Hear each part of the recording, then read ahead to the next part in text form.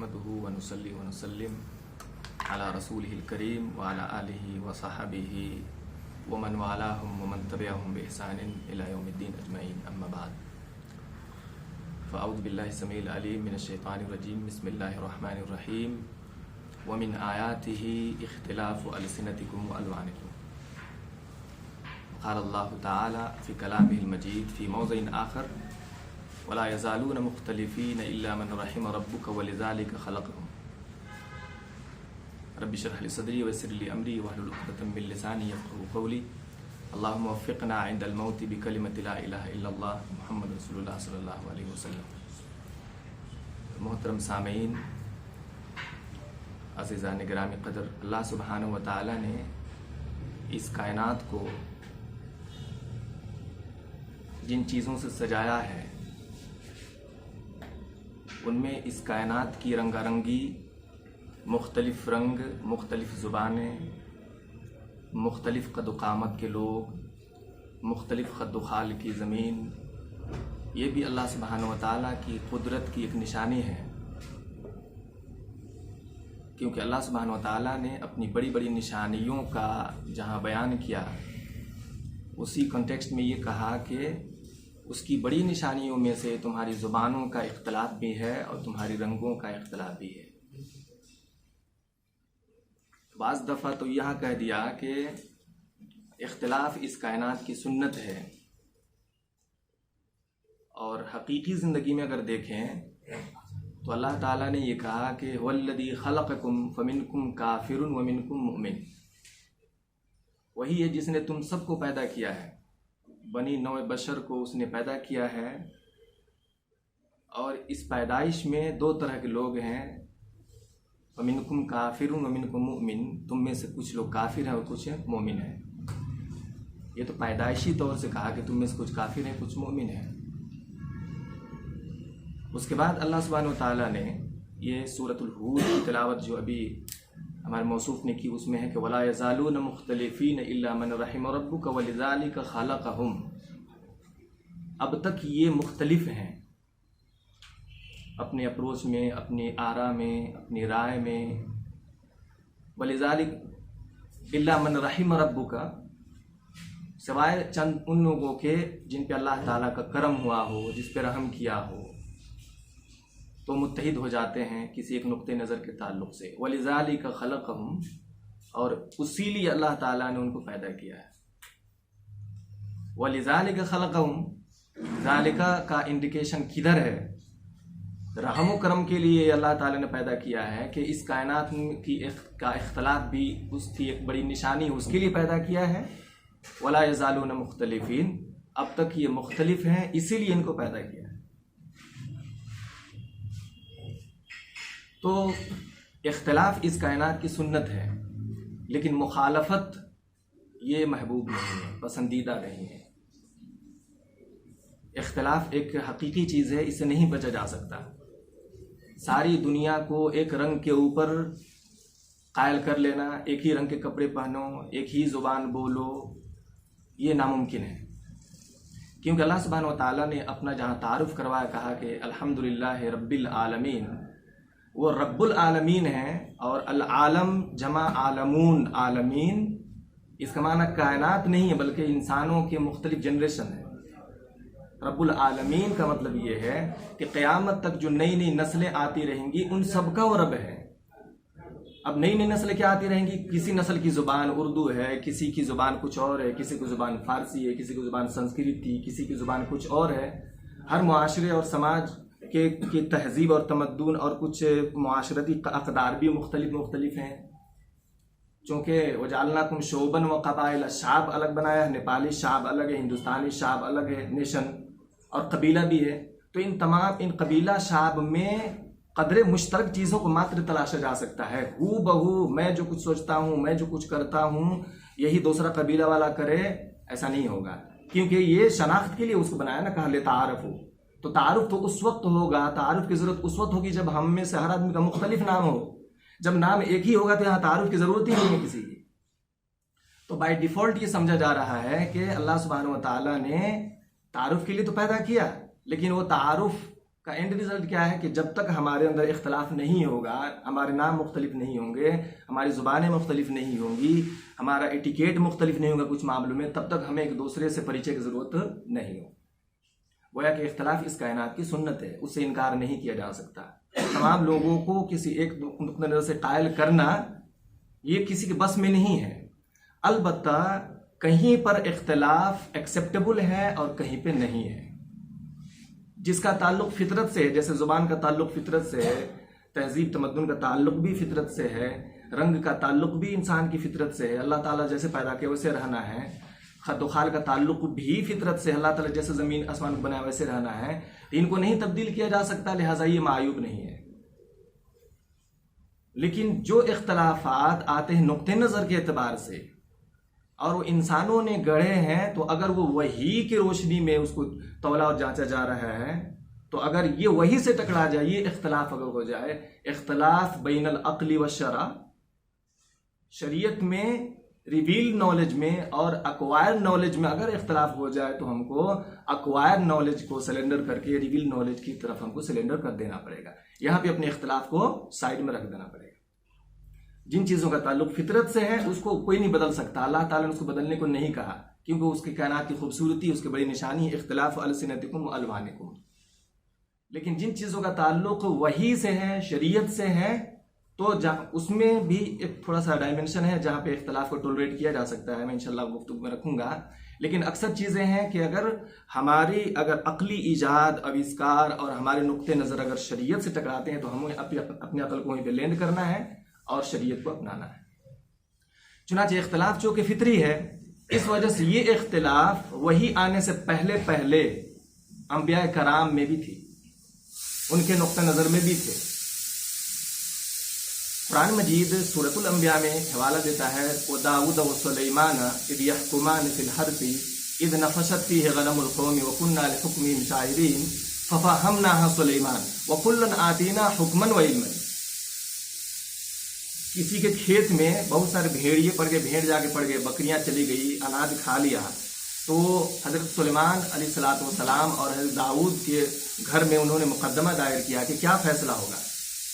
दाऊद अलैहिस्सलाम ने कुछ फैसला दिया और उसके बाद हज़रत सुलेमान अलैहिस्सलाम ने फैसले दिए। एक वक्त के दो नबी एक घर में एक मसले के ताल्लुक से, एक इशू के ताल्लुक से, जो जुडिशरी सिस्टम उसको कहेंगे, जुडिशरी में जब उन्होंने फैसला लिया तो जजमेंट जो आया वो दो लोगों की, नबी हैं, वक्त के नबी हैं, तो वही का सिलसिला जारी है।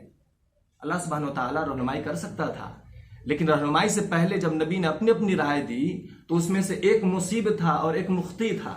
एक की राय सही निकली, एक की राय सही नहीं निकली। तो अल्लाह सुब्हानहू व तआला ने क्या कहा कि दाऊद भी और सुलेमान भी नबी हैं, लेकिन इस जो पर्टिकुलर इशू है इसमें हमने फफहमनाहा सुलेमान,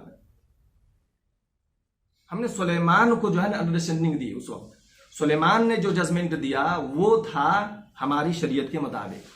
फैसला दाऊद ने भी दिया और उनके साहबजादे सुलेमान ने भी दिए, दोनों और नबी थे। इस वजह से कुरान ने अंबिया में इसको जिक्र किया है। ऐसा नहीं कहा जा सकता सुलेमान उस वक्त नबी नहीं थे।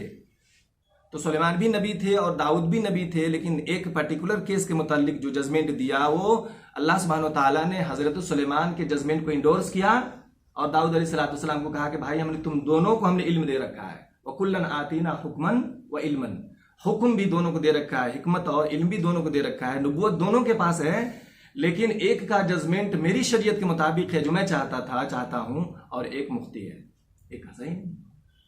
तो जिनके पास वही आती है वो दो आदमी अगर किसी पर्टिकुलर केस के ताल्लुक से फैसला फतवा दे रहे हैं तो उनमें इख्तलाफ हो सकता है।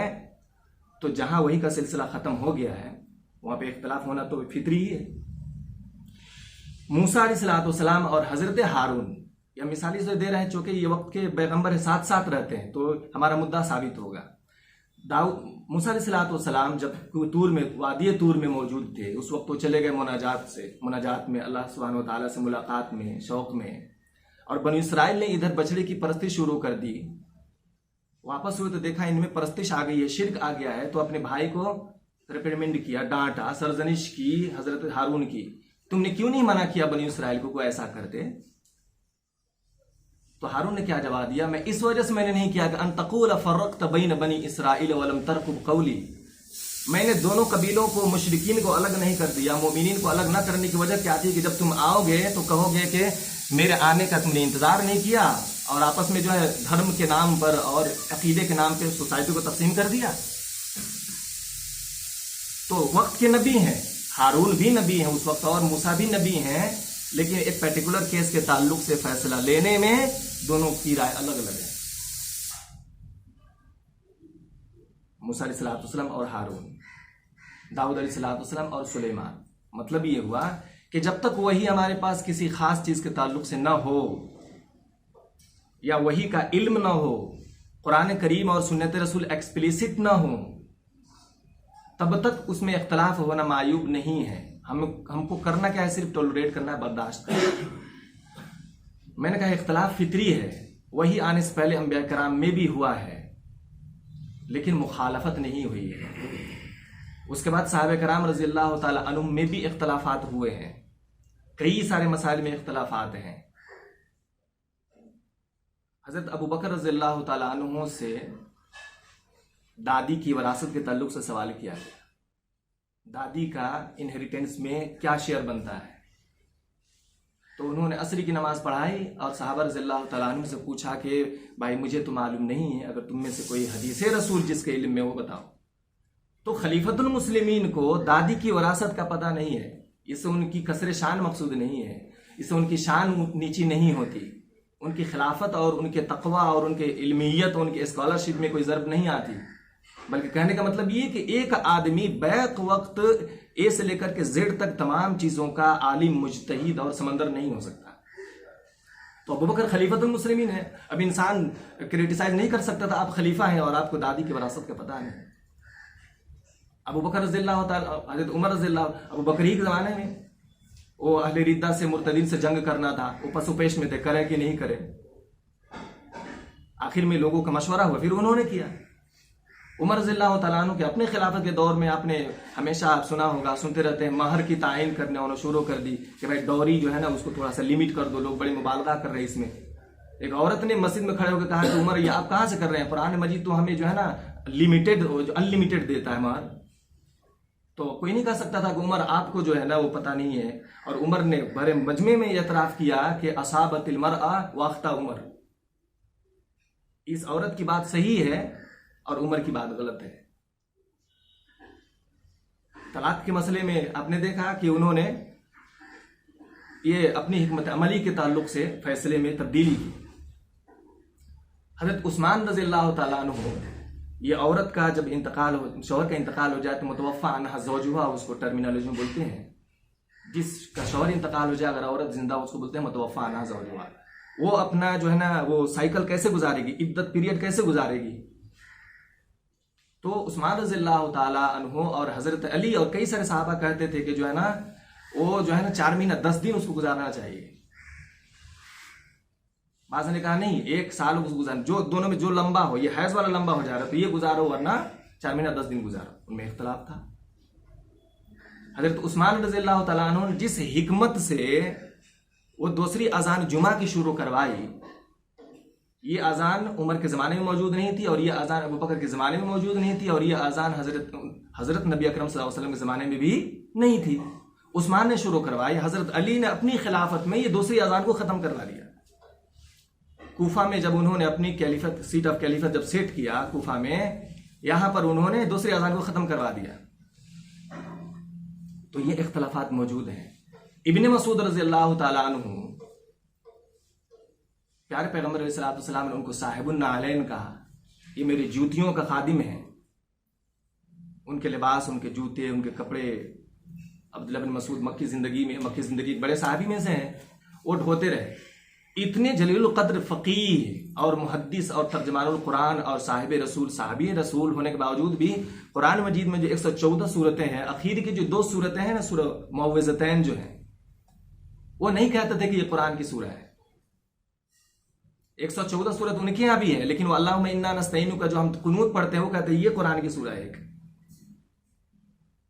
चुनांचे उस्मान रज़ियल्लाहु तआला अन्हु ने कुरान मजीद की कोडिफिकेशन के वक्त जब उन्होंने एक मैन्युस्क्रिप्ट तैयार किया कुरान मजीद का दूसरी जगह तकसीम करने के लिए, तो जब इब्न मसूद से तलब किया उनका मुसहफ जलाने के लिए कि ये रहेगा तो इख्तलाफ होगी, दुनिया में इख्तलाफात होंगी, तो इब्न मसूद देने को तैयार नहीं थे। लेकिन पूरी जमहूर उम्मत और जमहूर सहाबा और हर साहबी कहते थे नहीं, मुअव्विज़तैन कुरान मजीद की मुख्तलिफ सूरतें हैं, ये है कुरान मजीद की सूरतें हैं ये। इब्न मसूद कहते थे कि नहीं, ये कुरान मजीद की सूरत नहीं है। तो इब्न मसूद इतने बड़े आलिम हैं, साहिबुन नालैन हैं, साहबी रसूल हैं और मक्के के अव्वाइल अशरा मुसलमानों में से शुमार है उनका। इसके बावजूद भी उनको इस मसले में गलती लग गई कि मुअव्विज़तैन कुरान की सूरत है या नहीं। तो जब वही का सिलसिला जारी था और वही के इल्म के वारिसीन उस वक्त सबसे बड़े जिंदा थे सहाबा कराम, उनमें आपस में इख्तलाफात थे, लेकिन कभी भी ये इख्तलाफ मुखालफत में तब्दील नहीं हुई। हजरत अली रज़ियल्लाहु ताला अन्हु और हजरत मुआविया रज़ियल्लाहु ताला अन्हु में शदीद इख्तलाफात थे, हिस्टोरिकल पॉइंट ऑफ व्यू से, पॉलिटिकल पॉइंट ऑफ व्यू से। लेकिन जब हजरत अली रज़ियल्लाहु ताला अन्हु का इंतकाल हुआ तो हजरत मुआविया रज़ियल्लाहु ताला अन्हु ने हजरत अली के एक सहाबी से कहा कि तुम हजरत अली का हुलिया जरा सा बयान करो, और उनका तकवा, उनकी खुदातरसी, उनकी इल्मियत, उनका इल्म और इस्लाम में उनकी कुर्बानी और उनकी फतह का जिक्र करो। जब जिक्र करने लगे तो मुआविया रज़ियल्लाहु ताला अन्हु ज़ारो क़ितार रोने लगे। शदीद मुखालफत थी दोनों में, इसके बावजूद भी एक दूसरे का एहतराम करते थे। हजरत अम्मार रज़ियल्लाहु ताला अन्हु और हजरत आयशा रज़ियल्लाहु ताला अन्हा में कुछ फिक्री इख्तलाफात थे। एक शख्स ने हजरत अम्मार के सामने हजरत आयशा की बुराई बयान की तो अम्मार ने कहा कि वो उम्मुल मोमिनीन है, तुम्हारी माँ है। तो इख्तलाफात, राय के इख्तलाफात मौजूद है शुरू से, लेकिन मुखालफत कभी भी, ये इख्तलाफ मुखालफत में तब्दील कभी भी नहीं हुई कि इंसान किसी की इज्जत के दर पे हो जाए, उसके आबरू के दर पे हो जाए, उसके माल के दर पे हो जाए, उसके खून को हलाल समझने लगे, उसकी इज्जत आबरू को हलाल समझने लगे, मस्जिदें अलग हो जाए, मसलक के नाम पे मदरसे बने, स्कूल बने, ये तस्वुर ही नहीं था। चुनांचे अब हमारे लिए ये समझना अहम हुआ कि इख्तलाफात होते क्यों हैं, ये इख्तलाफात हुए क्यों हैं। ये तो काफ़ी टेक्निकल एक टॉपिक है, मैं इसको सिंप्लीफाई कर रहा हूँ आसान, ताकि हर आदमी तो समझ जाए। पहली बात मैंने ये कही कि हो सकता है कि एक आदमी को वही का इल्म ना हो और वो मसला पेश आ गया, कोई मसला, अब उसको उसके ताल्लुक से फतवा पूछा गया। अब या तो ये कह सकता है कि तुम कल आओ, परसों आओ, चौथा रोज आओ, मेरे पास वही आएगी तो मैं बताऊंगा, और वही का दरवाजा तो बंद है, ये वो कह नहीं सकता। या फिर वो अपनी राय से उसका जवाब देगा और ये कहेगा कि ठीक है, मैं इंतजार करूंगा, इससे बेहतर कोई राय मेरी नजर में मिल जाएगी तो मैं तुमको इन्फॉर्म कर दूंगा। बर्निंग इश्यू है तो इंतजार, वेट तो इंसान वेट नहीं कर सकता, उसको चाहिए, जवाब चाहिए।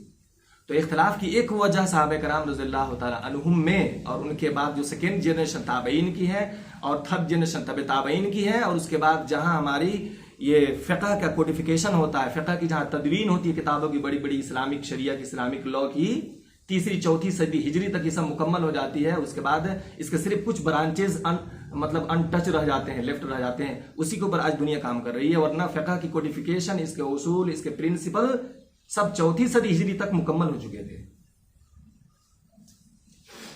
तो एक इख्तलाफ की वजह यह है कि आदमी के पास इल्म ना हो। जैसे अबू बकर की मिसाल में मैंने आपको बयान की, उमर की मिसाल में मैंने बयान की, उस्मान की मिसाल में, हजरत अली की मिसाल में, इब्न मसूद के, इनको इल्म नहीं था उस मसले का कि जवाब क्या दें हम। तो एक तो इल्म का ना होना है। इख्तलाफ की दूसरी वजह क्या थी? इख्तलाफ की दूसरी वजह ये थी कि जो हदीस हमें कोई सुना रहा है कि इस मसले के ताल्लुक से और इश्यू के ताल्लुक से ये हदीस है, उस हदीस को मैं उस हदीस पर रिलाई कर रहा हूं कि नहीं कर रहा हूं। यानी वो हदीस मेरे नुक्ते नजर से और जो आपको हदीस का जो मेथोडोलॉजी है, उस मेथोडोलॉजी पर वो हदीस पूरी उतरती है कि नहीं। मिसाल तौर पर एक आदमी ज़ईफ हदीस को जो है ना अपना वो दलील बना के ले आया है। अब ज़ईफ हदीस को लेके आया है तो दुनिया के अक्सर मुहद्दिसीन और स्कॉलर्स, इस्लाम यूरिस्ट कहते हैं ज़ईफ हदीस एक्शन में और अकीदे में, आर्टिकल्स ऑफ बिलीफ में मोतबर नहीं है, रिलायबल नहीं है। तो हदीस तो मौजूद है किसी एक पार्टिकुलर इश्यू के ऊपर, लेकिन उस हदीस को मैं हदीस समझ रहा हूं कि नहीं, उस हदीस को मैं किस एंगल से देख रहा हूं। तो इख्तलाफ इस तरह से भी हो गया। वजू टूटने वाली जो हदीस है, जो नवाकिज़ वजू किन किन चीज़ों से टूट जाएगी, आप देखते हैं कि जो हनफी स्कूल ऑफ थॉट है उसमें खून बहने से भी वजू का टूट जाना है। अब ये खून बहने से वजू का टूट जाना है, ये किधर से साबित है? इमाम शाफी रहमतुल्लाह अलैह कहते हैं कि अगर कोई आदमी अपनी बीवी को छू ले, बीवी को छूने से, औरतों को छूने से, बीवी को छूने से वजू टूट जाता है। उनके पास भी हदीस है, लेकिन वो जिस हदीस के ऊपर इमाम शाफी अली रहमान ने रिलाई किया, जमहूर उम्मत ने कह दिया कि ये हदीस का वो मतलब है ही नहीं जो आप समझ रहे हैं, या ये हदीस कोई पर्टिकुलर इशू के लिए है, या ये हदीस मनसूख है। तो आपने देखा हदीस मौजूद है, लेकिन उस हदीस के ताल्लुक से जूरिस्ट का अपना अपना अप्रोच उसको कबूल करने न करने का क्या हो सकता था, इस वजह से भी इख्तलाफ हो गया। तीसरा क्या है? तीसरा ये कि हदीस सही है, लेकिन उस हदीस का एप्लीकेशन क्या है, उसका रियल मीनिंग क्या है। जाहिर अरबी जुबान जो है ना काफी डाइवर्स लैंग्वेज है, उसकी बहुत मालदार जुबान है, एक एक लफ्ज के 10 से और 70 मीनिंग होते हैं। तो एक लफ्ज की तशरीह जब हम उर्दू तर्जमा कुरान का खोलते हैं, अल्हम्दुलिल्लाह रब्बिल आलमीन, तो जो मुतरजिम होगा ना, ट्रांसलेटर, वो अल्हम्द का बस एक ही तर्जमा कर पाएगा। या तो कहेगा कि तमाम शुक्र अल्लाह ताला के लिए है, या कहेगा कि हर किस्म की तारीफ अल्लाह ताला के लिए है। जबकि अल्हम्द का वर्ड अरबी जुबान में थैंक को भी आता है और प्रेज को भी आता है, शुक्र को भी ये वर्ड शामिल है और तारीफ को भी शामिल है। लेकिन जो उर्दू जो मुतरजमीन है वो तो एक ही कोई तर्जमा करेगा ना, या तो उसको तशरीह करनी पड़ेगी, उसमें साइड उसमें फुटनोट में बताना पड़ेगा। तो जुबान का स्टाइल जो है उसमें भी इख्तलाफ हुआ। लामसा जो है ना, औरतों को छूने से वजू टूट जाता है। इमाम शाफी रहमतुल्लाह अलैह ने कहा, कुरान में कहा औ लामस्तुमुन निसा। दूसरे लोगों ने कहा नहीं, लामसा का मतलब वहां पे छूना, टच करना महज नहीं है, बल्कि वो फिजिकल इंटरकोर्स वहां पे मुराद है, इंटीमेसी वहां पे मुराद है। तो एक वर्ड है, एक वर्ड का कई सारे मीनिंग है। अब बाज मुफस्सिरीन ने इसको लिया और बाज लोगों ने इसको लिया, बाज जुरिश ने इसको लिया, बाज ने उसको लिया। ये इख्तलाफात 100% 180 डिग्री का इख्तलाफ नहीं है, बल्कि क्योंकि वर्ड में गुंजाइश है, वो माना उसमें भी इंटेल है। तो कुछ इख्तलाफात तो ऐसे हुए हैं कि एक लफ्ज के कई सारे मानी हैं। अब बाज ने इस माने को तरजीह दी, बाज ने उस माने को तरजीह दी। औरतें अपना साइकिल कैसे गुजारें मेंस्ट्रुएशन के, अनाफ के यहाँ हनफी स्कूल ऑफ थाउट में वो हैज से गुजारेंगी, खून से गुजारेंगी। इमाम शाफी रहमतुल्लाह अलैह के यहाँ वो महीने से गुजारेगी, क्योंकि जहां पे है सलासत कुरू का लफ्ज कुरान में आया है। ये लफ्ज कुरू जो है ना, ये पाकी को भी कहते हैं और ये नापाकी को भी कहते हैं, यानी उस खून को भी बोलते हैं।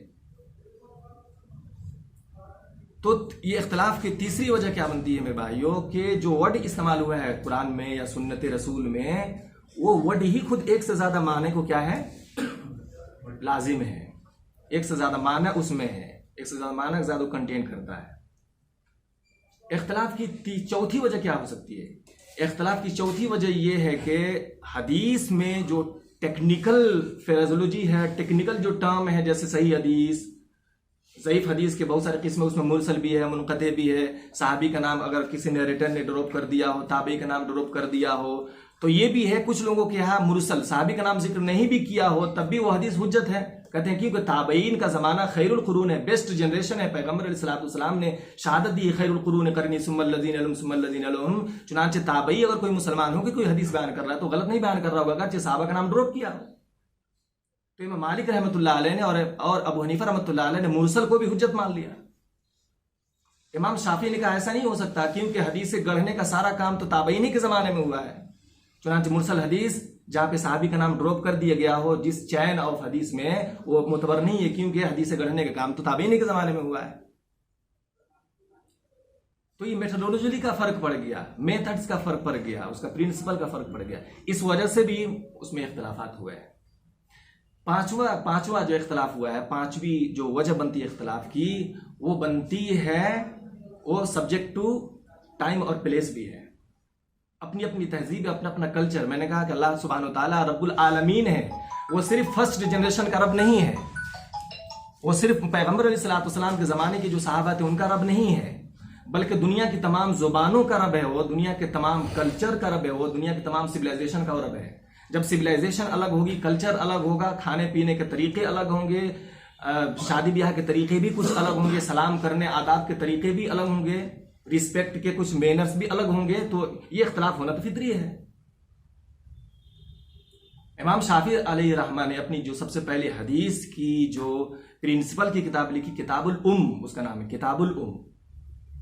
बगदाद में जब वो थे तो एक पर्टिकुलर इशू के ताल्लुक से उनका फतवा कुछ और होता था, और जब इजिप्ट वो शिफ्ट हो गए अपनी जिंदगी के आखिरी अय्याम में, तो वहां पे बहुत सारे फतवों को उन्होंने चेंज कर दिया, मॉडिफाई कर दिया, क्योंकि इजिप्ट की आबोहवा, इजिप्ट के लोगों का रहन सहन, वहां का कल्चर थोड़ा सा डिफरेंट था जो बगदाद का था, तो बदलना पड़ा। नबी अलैहिस्सलाम के पास कोई साहबी मसला पूछने के लिए आए तो प्यारे नबी सल्लल्लाहु अलैहि वसल्लम ने एक टुकड़े का जवाब दिया और दूसरे टुकड़े के ताल्लुक से ये फरमाया कि इस्तफ्ती क़ल्बक, तेरा दिल सबसे बड़ा मुफ्ती है कि तू वाकई मजबूर है हराम चीज खाने के लिए कि नहीं। क्योंकि कुरान ने ये तो कह दिया कि अगर वाकई मजबूरी हो तो तुम जो है ना खिंजीर तक भी खा सकते हो, मुर्दार भी खा सकते हो। तो ये वाकई वो मजबूरी में था, इन डायर नेसेसिटी में था, वो वाकई फोर्स था। ये कौन बताएगा? कोई मुफ्ती तो नहीं बता सकता ये कि फला आदमी बहुत मजबूर था तो कर लिया। उसका दिल सबसे बड़ा मुफ्ती है, वो बताएगा कि वाकई उस रोज जो मैंने फला गलत काम किया वो उस दिन में मजबूर था कि नहीं। तो इसका ताल्लुक तो खुद उसकी इंसान की अपनी जात से हो गया। तो पांचवा इख्तलाफ जो हुआ है वो ये है जमीन और जमान, जमीन और जमान के इख्तलाफ की वजह से भी हुआ है।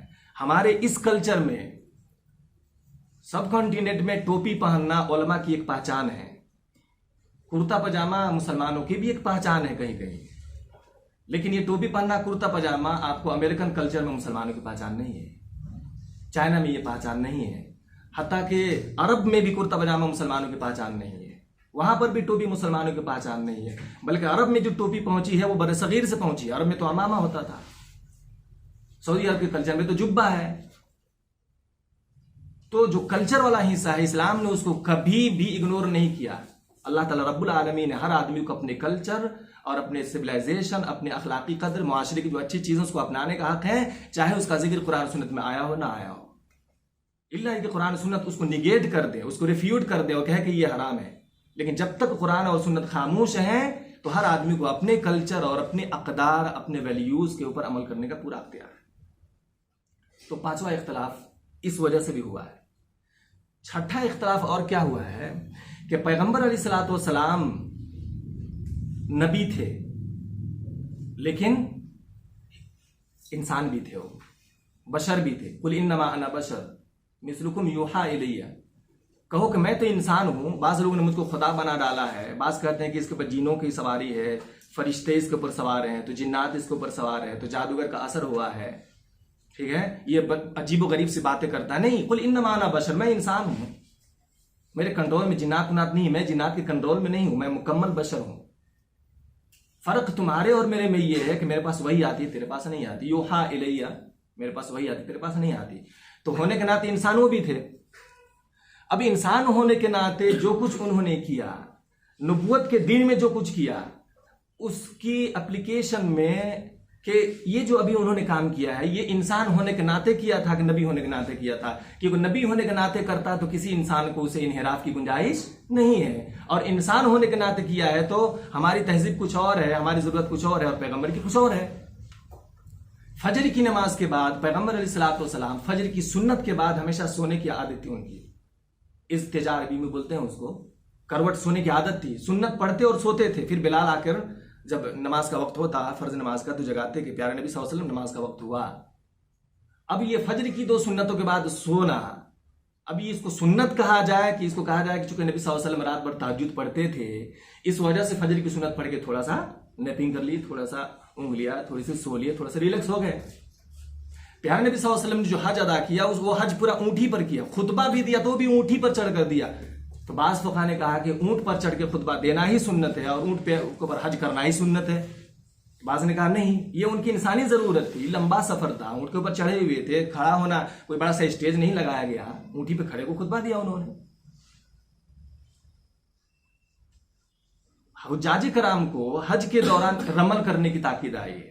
तवाफ करते हुए इंसान थोड़े से मर्दाना की तरह से चले, एनर्जेटिक होकर चले, थोड़ा सा हरकत में हो, लोगों को चले कि दबंग की तरह से चल रहा है।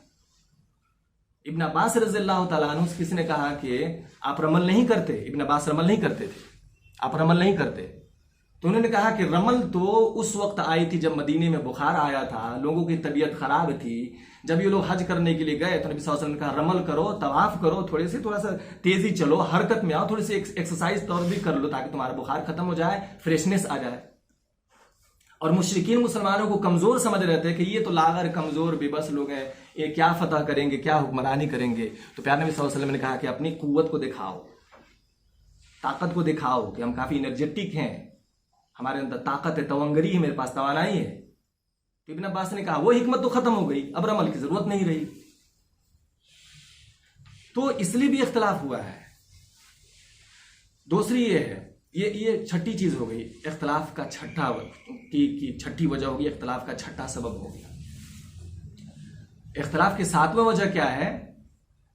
किसी भी चीज का कुरान सुन्नत में उसका जिक्र करना होना। कुरान सुन्नत में वो जिक्र ही नहीं है, उसके ताल्लुक से कोई क्या राय दे सकता है? मिसाल के तौर पे अभी कंगारू है, कुरान मजीद में पंजों का जिक्र आया, पंजों वाले परिंदे जो शिकार करके खाते हैं पंजों से, उनको नहीं खाना है सुन्नत में। ही दरिंदे को नहीं खा सकते हम। अब जब कंगारू का जब पता चला ऑस्ट्रेलिया में और दूसरे उसमें जजीरों में, अब वो खाना जायज है कि जायज नहीं है? उस खित्ते में, अरब की सरजमीन में कंगारू नहीं होता है, नहीं होता था, बल्कि इधर कहीं भी नहीं होता है। अब उसको किस कैटेगरी में रखा जाए? तो दुनिया के अक्सर फुकहा ने कहा कि उसका खाना जायज है कि कोई जुगाली करता है, चारा खाता है, हिरन नेचर का जानवर है वो। कुछ लोगों ने कहा नहीं, चूंकि इसका जिक्र कुरान सुन्नत में नहीं आया है इस वजह इसको नहीं खाना। ये लफ्ज भैंस ही है। कुर्बानी के ऊपर कितना डिबेट होता है कुर्बानी के दिनों में, इसकी कुर्बानी है कि कुर्बानी इसकी नहीं है।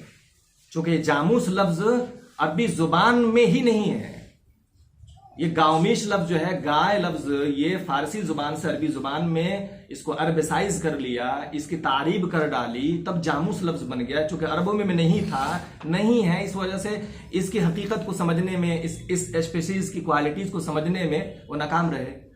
चुनांचे जो इस ताल्लुक से जो जुड़े हुए हैं वो बेहतर बता सकते हैं कि भैंस की तबीयत गाय की तरह से है कि नहीं है, वो इसमें बेहतर है।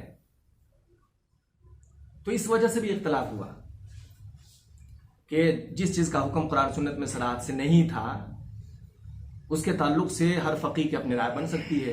किसी भी फकीह से कोई पूछेगा तो अपने एतबार से ही जवाब देगा, कुछ टाइम देगा या कुछ जवाब देगा, यही कर सकता है। तो कुरान सुन्नत जिसे खामोश है, और उमूमन अभी उम्मत के जो इख्तलाफी मसाइल है, उमूमन वो मसाइल है जिससे कुरान सुन्नत खामोश है। अब जिन मसलों से कुरान सुन्नत खामोश है, उसके ऊपर किसी भी बशर की राय किसी पर थोपना कहीं से साबित नहीं है।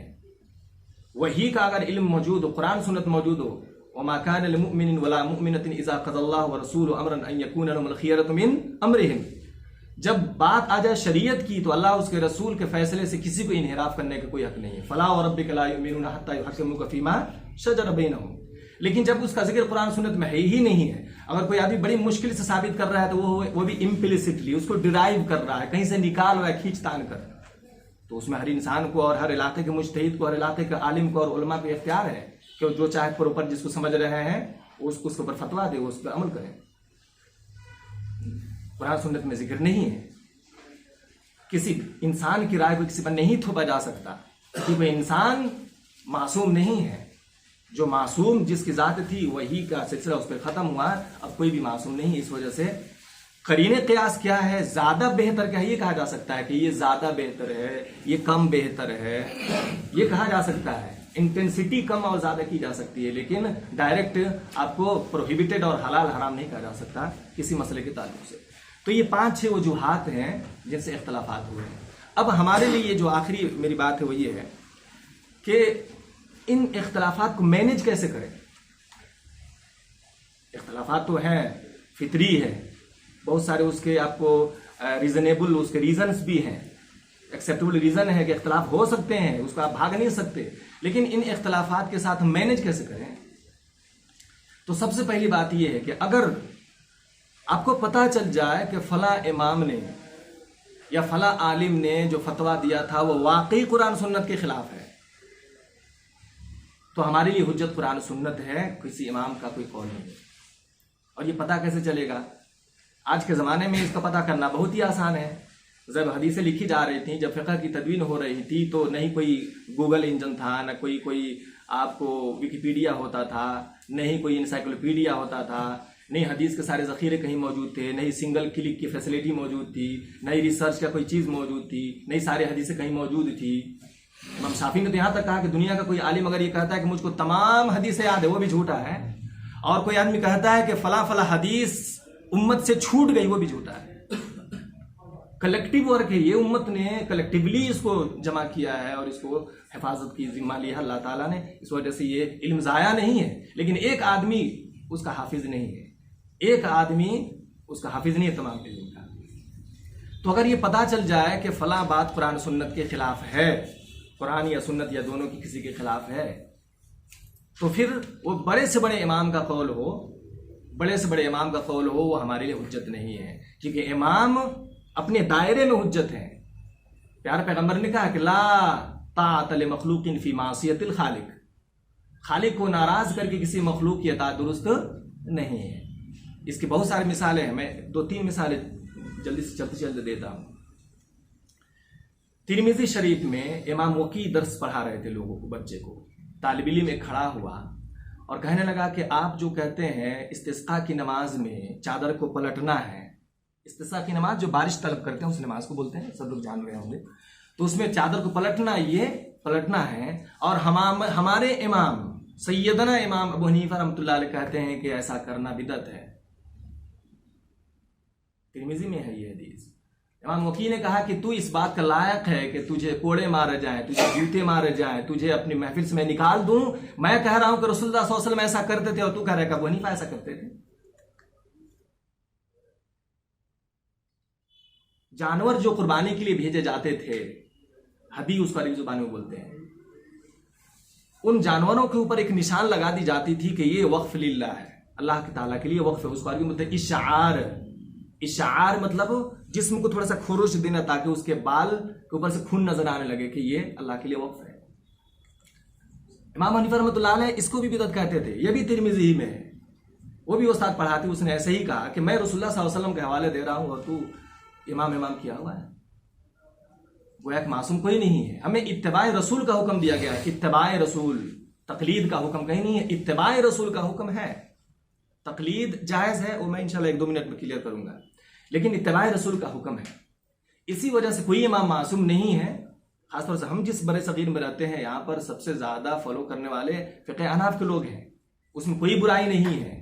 जाहिर है जब तक आपके पास क्लियर कट बात नहीं होती कि ये बात अच्छी नहीं है, तब तक आप उससे कैसे बच सकते हैं। हर आदमी इज्तिहाद कैसे करेगा, खेतों में हल चलाएगा, दूसरे काम करेगा, दूसरा काम करेगा, कि हर आदमी मुज्तहिद यहाँ 25-25 और 50-50 साल पढ़ के भी किसी अंदर इज्तिहाद नहीं आ सकता। तो चंद किताबें उसको हाथ में थमा देने से जाहिर कुरान सुन्नत के बिल्कुल क्लोज तो नहीं हो जाएगा वो।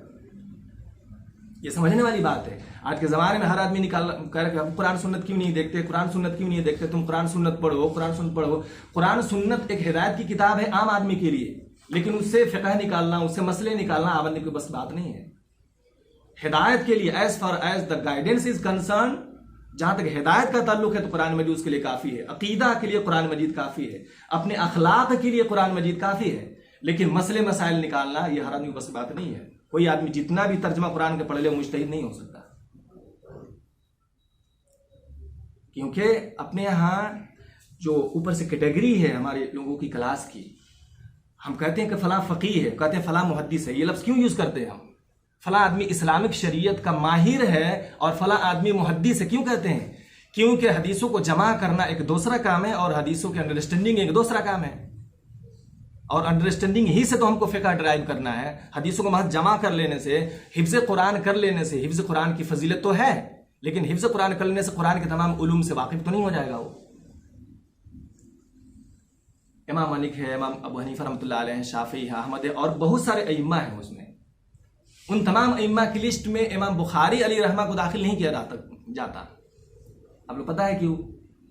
इमाम बुखारी अली रहमत का जिक्र जब इमाम तिरमिज़ी अपनी किताब में करते हैं, जब हदीसों के सनद के ताल्लुक से गुफ्तगू करनी होती है, तो इमाम तिरमिज़ी कहते हैं कि सनद का सबसे बड़ा इमाम इमाम बुखारी है।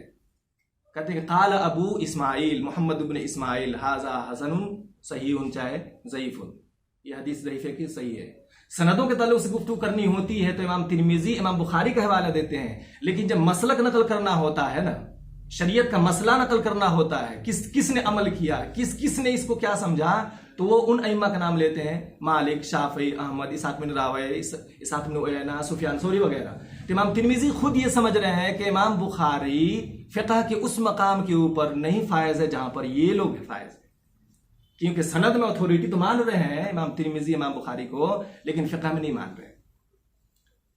तो हर इंसान इज्तिहाद करने लगे या हर इंसान की रोक भी नहीं है, बस की बात भी नहीं है, लेकिन हमें कुरान सुन्नत का हुक्म पता करने के लिए हमारे ऊपर लाजिम और ज़रूरी है। महज वजू कितनी चीज़ छूटती है मिसाल के तौर पे, या इस मसले का क्या जवाब है, महज इतना पूछना हमारे लिए काफ़ी नहीं है, बल्कि ये पूछना भी चाहिए कि मौलाना ये अभी आपने बताया है, मतलब ये कुरान सुन्नत का कोई वाज़ेह हुक्म है कि आपने क़यास करके बताया है कि कोई इजमा से साबित है, इतना कह लेने से हम बरी ज़िम्मा हो जाएंगे, क्योंकि इत्तिबाए रसूल का जज्बा जो हमारे अंदर मौजूद है। महज इतना पूछ लेने से कि इसका जवाब क्या होगा चले आए तो हम फिर भी गुनहगार हैं, क्योंकि हमने इत्तिबाए रसूल की खोजें वहाँ पे नहीं की। कोई भी मसला अगर पूछना है तो ये पता करना है कि मौलाना ये जो आपने अपने राय दी है ये किधर से, जाहिर उसको राय नहीं समझ में आने वाली है, लेकिन फिर भी पूछना उसके लिए ज़रूरी है, क्योंकि फस्अलू अहले ज़िक्र इन कुंतुम ला तालमून, अगर तुम्हें पता नहीं हो तो अहले ज़िक्र से पूछना है। लेकिन कुरान ने उसके बाद एक और कैद लगा दिया, एक कंडीशन बढ़ा दी जो अक्सर लोग इग्नोर करते हैं, वो क्या है, बिल बय्यिनात व ज़ुबुर। फस्अलू अहले ज़िक्र इन कुंतुम ला तालमून बिल बय्यिनात व ज़ुबुर, तुम्हें अहले इल्म से पूछना है अगर तुम्हें पता ना हो तो, किसकी रोशनी में, बिल बय्यिनात व ज़ुबुर, आसमानी सहीफे को रोशनी में पूछना है। तो इतना हमारे लिए करना जरूरी है। तो एक हमें ये करना है कि हमें अगर सही बात का इल्म होते ही उधर हमको रुजू करना है। इमाम हनीफा रहमतुल्लाह अलैह के ताल्लुक से मुसन्नफ इब्न अबी शैबा सहाबा के आसार की सबसे बड़ी किताब है, सहाबा कराम के फतवे जिसमें दर्ज हैं उसकी सबसे बड़ी किताब जो है मुसन्नफ इब्न अबी शैबा है। इमाम हनीफा रहमतुल्लाह अलैह के लिए उस किताब में एक चैप्टर बनाया, अबू बकर इब्न अबी शैबा ने पढ़ाया, किताबुर रद्द अला अबी हनीफा। 121 और 119 मसला उसमें बयान किया और ये कहा कि ये वो मसाइल है जिसमें अबू हनीफा रहमतुल्लाह अलैह सही नहीं है। एहतराम करते थे, लेकिन एहतराम के बावजूद इल्म का पलड़ा नहीं झुकने दिया। अदब का पलड़ा गालिब है, अदब का पलड़ा गालिब रहना चाहिए, लेकिन इल्म के मैदान में अदब को अदब की जगह पे रखा जाए और इल्म को इल्म की जगह पे रखा जाए। एक काम ये होना है। दूसरा, हमको इसके ताल्लुक से हमारा रवैया क्या होना चाहिए कि जहां इख्तलाफ तनव्वु का है, वैरिटी का है, कॉन्ट्राडिक्शन का नहीं है। मिसाल तौर पे औरतों को छूने से वजू टूट जाता है कि नहीं टूटता है, एक मिसाल मैं दे रहा हूं। अब ये जो है ना 180 डिग्री का इसमें कॉन्ट्राडिक्शन है, टूटेगा कि नहीं टूटेगा। ऐसा नहीं होगा कि छुआ तो टूटा भी और नहीं भी टूटा, ऐसा नहीं होगा। तो इस तरह के मसाइल में आपको जिस इमाम के ऊपर आपका भरोसा बनता है, जिस स्कूल ऑफ थॉट के ऊपर हमारा रिलायंस बनता है, उसको फॉलो करें, इसमें कोई हर्ज नहीं है। लेकिन अगर इख्तलाफ किस चीज का हो, वैरिटी का हो, कि पैगंबर अलैहिस्सलाम ने बसा औकात जोहर की सुन्नत 2 रकात भी पढ़ी है, पहले वाली सुन्नत, और अक्सर औकात 4 रकात पढ़ी है। सफर के दौरान फर्जों की सुन्नत पढ़ी भी है और फर्ज और नहीं भी पढ़ी है। प्यारे नबी सल्लल्लाहु अलैहि वसल्लम कभी तहज्जुद बिल्कुल फजर से पहले पढ़ा करते थे और कभी तहाई रात में पढ़ते थे। ये क्या है, वेरिटीज का इख्तलाफ है। ये भी कभी किया और कभी वो भी किया है। कभी कभार नबी सल्लल्लाहु अलैहि वसल्लम से एक हाथ से मुसाफा करना भी साबित है और अक्सर औकात 2 हाथों से करना भी साबित है। बसा औकात नबी सल्लल्लाहु अलैहि वसल्लम ने 2-3 दफा रिकॉर्ड किया गया कि नबी सल्लल्लाहु अलैहि वसल्लम ने खड़े होकर भी इस्तिंजा किया है। ये भी किताबों में लिखा है, सही हदीस में लिखा है। लेकिन अक्सर आप सल्लल्लाहु अलैहि वसल्लम बैठ के इस्तिंजा करते थे। ये क्या है, वेरिटी का इख्तलाफ। ये हलाल हराम का मसला नहीं है कि इसको करने से कोई इंसान जो है इस्लाम से बाहर चला जाएगा। ये दो और डाई वाला मसला नहीं है। कभी कभार ये भी किया है और अक्सर औकात ये किया है। इस तरह से हमको बर्दाश्त करना है। आखिरी बात मैं खत्म करता हूं कि इस मिसाल देकर, हारून रशीद के ज़माने में चीफ जस्टिस होते थे काज़ीउल क़ुज़ात इमाम अबू यूसुफ। हज करने के लिए गए मदीने में और इमाम अबू हनीफा रहमतुल्लाह अलैह के मसलक में अनाफ के यहाँ खून निकलने से वजू टूट जाता है। वहां पे गए मदीने में तो नमाज पढ़ाने की बारी आ गई जनाब हारून रशीद के। अमीरुल मोमिनीन थे उस वक्त का, प्राइम मिनिस्टर और सदर जमहूरिया नमाज पढ़ाता था। आजकल की तरह से तो जाहिल होते नहीं थे वो लोग। वो नमाज पढ़ाया, हजामत करवाए थे उन्होंने, पसीना लगवाया था, खून निकलवाया था। नमाज से जब फारिग हुए तो हारून रशीद ने मुसल्ले से खड़े होकर इमाम मालिक से पूछा कि इमाम साहब मेरी नमाज हुई? हारून रशीद को पता था कि इमाम मालिक फतवा देते थे हो जाने के लिए, और अबू यूसुफ और हमारी जो है ना फ़िक़्ह अहनाफ और इराक के जो फ़िक़्ह है वो कहते थे नहीं होने के लिए। तो हारून रशीद ने मसला पूछा इमाम मालिक से कि मेरी नमाज हुई? उन्होंने कहा जी आपकी नमाज हो गई, खून निकलने से वजू नहीं टूटता। जब नमाज ख़त्म हो गई तो बाज़ लोगों ने इमाम अबू यूसुफ से जाकर पूछा आप खामोश रहे, वो पसना लगा के नमाज उन्होंने पढ़ा दी हजामत करा के, और आप खामोश रहे, उनका वजू टूट गया, बगैर वजू के नमाज पढ़ाया है इमाम अबू यूसुफ रहमतुल्लाह अलैह ने। तो लोगों ने पूछा क्या हम नमाज दोहराए हैं? इमाम अबू यूसुफ रहमतुल्लाह अलैह ने कहा कि जो अभी नमाज दोहराएगा वो बिदअती होगा। गोया कि ये फिक्र बिदअत वाला है। कौन वाला फिक्र? किसी एक ही बात के ऊपर चिमटे रहना जिसमें इख्तलाफात की गुंजाइश हो और किसी एक ही ओपिनियन को इंसान इंडोर्स करता रहे, ये एक बिदअती फिक्र है, ये बिदअती सोच है, और इस्लाम में एक नई चीज है, इसमें लचक होना चाहिए। इस्लाम उसके खिलाफ की इजाजत नहीं देता। उनकी नमाज हो गई, उसके आदत की कोई जरूरत नहीं थी। अबू यूसुफ ने किसी को नहीं कहा नमाज दोहराने के लिए, और नहीं कहा कि नमाज नहीं होगी। अगर वाकई 180 डिग्री अगर वाकई अबू यूसुफ समझते थे कि वही सही है जो मैं समझ रहा हूं, तो कभी भी सही मौक़िफ़ से अपने आप को पीछे नहीं करते। इसका मतलब उसमें फ्लेक्सिबिलिटी थी, उसमें गुंजाइश थी। तो आजकल के अक्सर मसाइल इस तरह से हैं, जो इख्तलाफात है मेरे भाई वो वैरायटी वाला है, इख्तलाफी तनव्वु बोलते हैं अरबी में उसको, इख्तलाफी तजाद नहीं है। हमें एक दूसरे को बर्दाश्त करना है, एक दूसरे को टॉलरेट करना है, एक दूसरे को सुनना है। कादियानी अगर ये कहने लगे कि तुम्हें सुन्नियों की कोई तकरीर नहीं सुननी है, तो कभी उसको हिदायत मिलेगी? गैर मुस्लिम ये कहे कि तुम्हें जो है कभी मुसलमानों का लेक्चर नहीं सुनना, उसको हिदायत मिलेगी? नहीं मिलेगी। एक दूसरे को सुनने से होगा। ये सुनने से कोई काफिर मुशरिक नहीं हो जाता, सुनने से कोई कुछ नहीं होता, और सुनने ही से हिदायत मिलेगी। जो सही बात होगी तो सही बात इंसान को अप्रोच कर ही लेती है, क्लोज कर ही लेती है। वो सही बात में हक में तो जज्बा होता है, उसके अंदर ये आकर्षित पावर होती है। तो एक दूसरे को बर्दाश्त करना है, एक दूसरे को सहना है। ये मेरी तमाम बातों का खुलासा आखिर में कि अगर सही हदीस का हमको पता चल जाए, से बेहतर बेहतरीन की तलाश में रहें, और हमें से हर आदमी मुज्तहिद नहीं है, इज्तिहाद को उसमें नहीं है। जिस इमाम के ऊपर, जिस आलिम के ऊपर उसका भरोसा बनता है कि वाकई ये आदमी अपने दीन के साथ रोजी रोटी का मसला वाबस्ता नहीं किया है, ये क्योंकि दीन के साथ रोजी रोटी का मसला वाबस्ता हो जाए तो फिर सही बात उसकी जुबान से निकलना बड़ा मुश्किल है।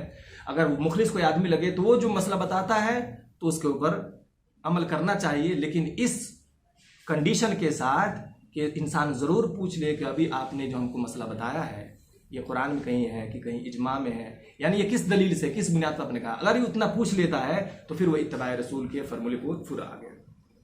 एक दूसरे का हमें एहतराम करना है, मुखालफत में हमारा रवैया ना चला जाए। इख्तलाफात अच्छी चीज़ है, मुखालफत अच्छी चीज़ नहीं है। कोई आदमी ये सवाल कर सकता है, मैं एक एहतियाती पहली जवाब दे रहा हूँ कि कुरान मजीद में इख्तलाफी का लफ्ज़ आया है, इख्तलफू तफर्रकू। आप कह रहे हैं कि इख्तलाफ अच्छी चीज़ है। कुरान मजीद में जो इख्तलाफ आया है वमा इख्तलफ़ल्लज़ीना ऊतुल किताब, चाहे वमा तफर्रक़ल्लज़ीना ऊतुल किताब, कुरान में जहाँ पर इख्तलफ़ और तफर्रक़ा आया है वहाँ से मुराद क्या है? अकीदे का इख्तलाफ है, बिल्कुल हलाल और हराम का इख्तलाफ है। बिल्कुल 100% कुरान सुन्नत जहाँ पे बात कर रही है उसके खिलाफ इंसान चला जाए, ये इख्तलाफ है। ये इख्तलाफ वैरायटी वाला नहीं है, इख्तलाफ तनव्वु वाला उसमें नहीं है।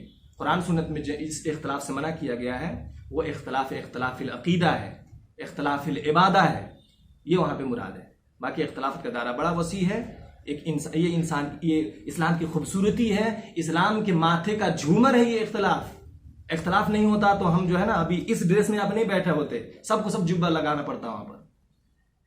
इख्तलाफ इस उम्मत की खूबसूरती का झूमर है, हमारे माथे का झूमर है। इसको बचाए रखना है, लेकिन इसको अपने दायरे में इस्तेमाल करना है। अल्लाह सुब्हानहू व तआला से दुआ है कि अल्लाह ताला हमें इन बातों पर अमल की तौफीक अता फरमाए।